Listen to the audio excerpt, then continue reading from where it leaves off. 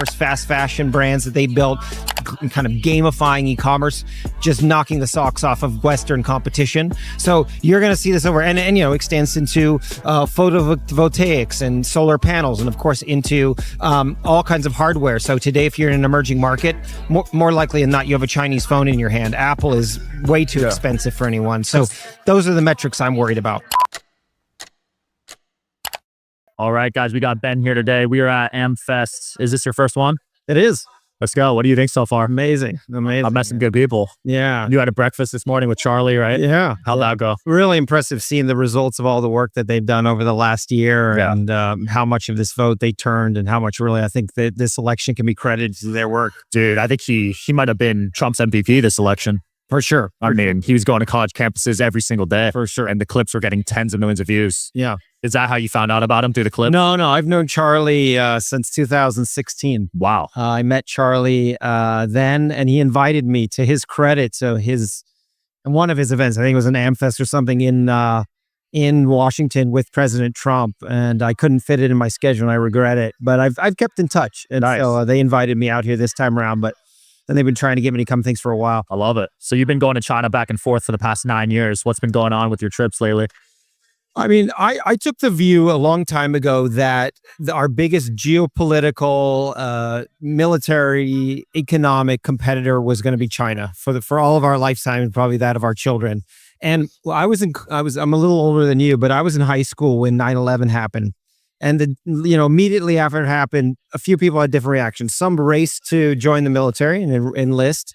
A lot started studying Arabic and going to work and study in the Middle East and try to kind of understand Islam and what that dynamic was, because we were fixated on this global war on terror. I see China as the same thing. So I really thought it was kind of my duty to go and understand China, because our bench of people that actually understand China and are in a position to make a difference from a policy perspective is very, very thin. Yeah.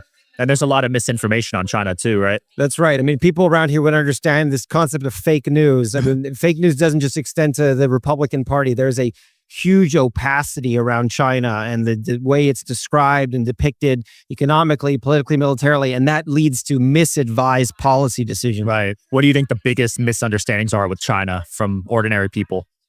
Well, I think one of the biggest ones today is that China's somehow on its knees economically, and that and that maybe it's unstable internally, and that people are unhappy with Xi, and that therefore there's a chance for and maybe in the more modest case, a huge economic downturn, and in the extreme, some kind of change of government. Well, and I think both of those are grossly overstated. Really? Because you see on social media, there'll be clips of like the banks crashing or the real estate market crashing. So what do you think's going on exactly? Definitively, the Chinese economy is in really bad shape. And I mean, it's some of it is natural. Like the growth is slowed, because it was growing at such a high caliber. It was 10% a year. And now it's a mature market that's highly efficient. And so it's going to grow at 4 or 5%, but just still a lot.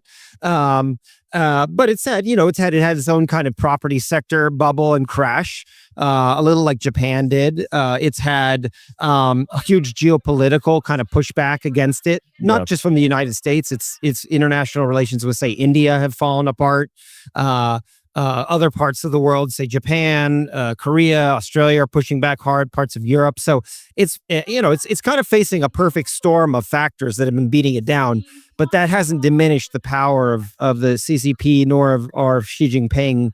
And I think he views this as kind of natural growing pains towards the ultimate kind of stability and long-term growth of the country. You hear these stories of how their economy is catching up to ours. Where do they stand right now? Are they ahead of us? Or are they still behind us? So, I mean, the kind of scorecard that everyone looks at is just GDP, and technically they are still behind us. There was narratives that they would surpass us very quickly. But I'm not looking at that number. What I'm looking at, for instance, are these next generation technologies.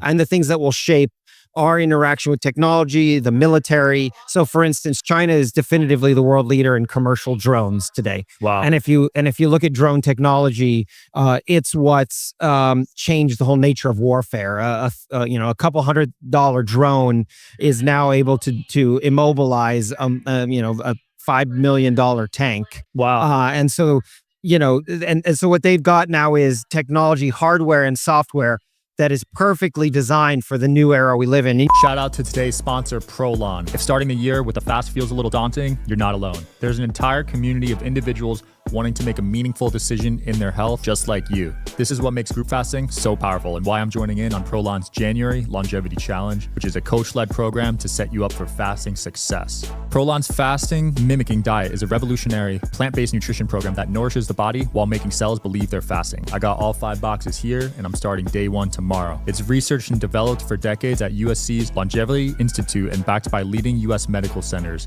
It helps promote healthy blood sugar, enhanced skin appearance, fat loss, and improved energy and focus. It all starts with their 5-day program, which contains snacks, soups, and beverages designed to keep the body in a fasting state. No guesswork or planning required, which is a relief after a busy holiday. If you guys are ready to make 2025 your healthiest year yet, order your Prolon 5-day kit at prolonlife.com/DSH. And they're offering Digital Social Hour listeners 15% off their 5-day nutrition program. Use the code DSH at prolonlife.com/DSH. You see it in everything you do too. I mean, TikTok is the most addictive and best consumer-facing social media app. Shein and Temu are these quick commerce, fast fashion brands that they built, kind of gamifying e-commerce, just knocking the socks off of Western competition. So you're going to see this over and extends into photovoltaics and solar panels, and of course into all kinds of hardware. So today, if you're in an emerging market, more likely than not, you have a Chinese phone in your hand. Apple is way too expensive for anyone. So those are the metrics I'm worried about. Right, because they're able to price everyone out. That's right. Their labor's so cheap. Right. They could charge, probably a drone here would cost triple the price, right? Right. If you got it American made. Right. So do you envision a future with a lot of drones, a lot of businesses like police officers, firefighters using drones? Yeah, I think, again, everything is going automated. So, they're also now a market leader in humanoid robots. And so, the likes of, Boston Dynamics or Boston Scientific, kind of one of these dogs with a gun strapped to its back. This is the future of war. I was spending time with one of the 4 Joint Chiefs of Staff a few months ago. All the concepts that we knew about warfare are out the window. The idea of a static battle line and of soldiers being able to take hot showers and have a meal cooked around a fire, these days are over. Wow. Because you can see everything with drones. You can see heat maps. No one's safe. You don't want to fight a robotic dog with a machine gun strapped to its back either. So I've heard of drones that are the size of a fly. They can enter buildings through like the sewage or whatever. Right. Crazy stuff. Yeah. Wow. Yeah. So they could use it for spying as well. Anything. Scary You saw that times. like in Dune, right? Things like that. Super scary times. Yeah, warfare is going to look a lot different for the next generation. Right. I wonder if our military is adapting as fast as China's. Yeah. Again, so you have this concept we call late mover advantage, right? Which is like you don't have a burden of legacy hardware and legacy practices. So in China, we used to talk about it from the perspective of adoption of things like mobile payment. So they didn't have, they basically went straight from cash to mobile payment because they didn't have credit cards, they didn't have checks, and so they didn't have to kind of go through that. They also went straight from like a wet market to a to buying everything online. High double-digit e-commerce penetration levels. We went through these evolutions where we went from, your corner store and big box retail in the shopping mall. And so the same is true for their military and for their hardware, which is they don't have the legacy that we have of all these old, tanks and planes and being wedded to old aircraft carriers. They can kind of start fresh and build. So, so you don't want to go up against a Chinese drone, swarm or something like that today. Yeah. So they're in the lead right now when it comes to that sort of military weapon. I think in certain verticals, for instance, they have something called the hypersonic missile that we don't have any defense for, which just kind of this missile that goes straight up in the air and then it just kind of zigzags and goes like you can't even shoot it down. Impossible to intercept. Damn. Essentially. That is scary. Yeah. I mean, there's talks of like World War III and stuff. It might already be happening behind the scenes for all we know. It's, there's always the threat of something happening over Taiwan and of course the South China Sea. I think the more likely is some kind of a proxy war, like we're seeing play out in Ukraine, right? And so it could be, it could be using the Filipinos or the Koreans or what happened in Syria, where you've got, different sides backing their own kind of rebel or state-backed groups. Because a head-on war would be too catastrophic, I think, for both sides. I think it's unlikely. I'm more cautionary when people are jumping to the possibility of a hot war. Yeah. But I think they're a great foil for us because, how do we motivate ourselves during the space race? The Russians. Yeah. So how do we now motivate ourselves to maintain leadership in AI, to maintain leadership in hardware? We do it through through having China as an adversary. Because if we didn't have them, I mean, Russia's nowhere, Right. Iran's nowhere, North Korea's nowhere. Good point. Yeah. Are you a fan of the tariff stuff that Trump's trying to get through? I think tariffs make a lot of sense. I think they make sense on kind of three levels. So one, they can be used actually as a tax, as a revenue generation mechanism to fund tax cuts. Two, they can protect existing industries. So, again, we've got to your point, China has such lower kind of operating costs. They've been a currency manipulator. They use kind of national champions and subsidies to drive down the costs of businesses, which could just put American companies out of business immediately, like our electric vehicles. So you have that. And then most importantly, I think it's a tactic for generating leverage in a kind of a negotiation around a new trade deal. The Chinese are terrified of a 60% tariff. It would create millions of persons in unemployment. And so for them, it makes a lot of sense to come to the table rather than be affected by that. Yeah, the leverage seems to be working with Canada right now.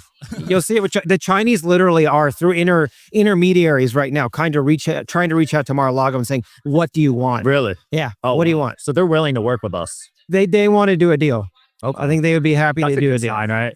We just need to make sure we do the right deal that isn't kind of a Pyrrhic victory where we give something that looks good on paper but actually doesn't protect American interests long term, really truly bring industries back home, Right. create the kind of economic revolution that the president has stood behind. Absolutely. What could people watching this do to take action on this? So we're going to put a full court press over the next 4 years and hopefully the next 8 after that on the reindustrialization of the United States and thinking about what can we bring back home, should we be protecting, how do we protect our IP? But it's an interagency, interdisciplinary process which requires that we engage, for instance, the education sector.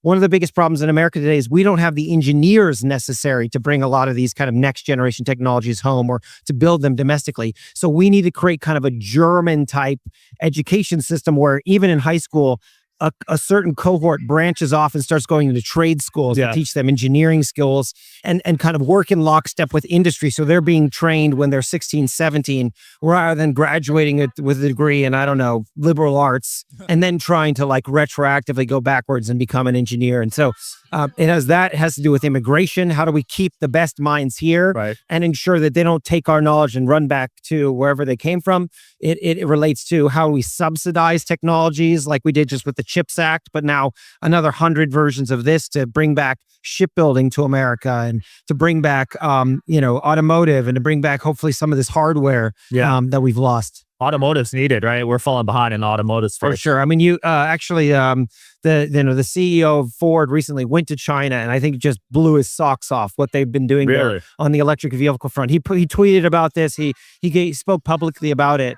Wow. But I liked his response, which was not to say like, they're cheaters and they're just doing it because they're lying about wages and whatever. He said, this is our motivator. This is our North Star. So now we need to come back and push our foot on the gas to catch up and hopefully exceed them. I love it. Ben, where can people find you, man, and support you? I'm not trying to sell anything. I'm not trying to raise anything. You can find me on Ben Harburg at Twitter, awesome. Or anywhere else. But please join us. And what's really exciting to me is that we've got this new cohort of people our age that are going to come into this administration, hoping to really enact positive change. And these are kids out of Silicon Valley, out of large-scale asset managers, the types that you didn't see in the 2016 group. And so a lot of us feel like this is dawn in America right now, kind of a new day for an incredible new rebirth of industry. And so please contribute and get involved if you can. Don't sit on the sidelines and wait to when you're older to get involved in politics. Awesome. I love it, man. Thanks for coming on. Thanks for having me.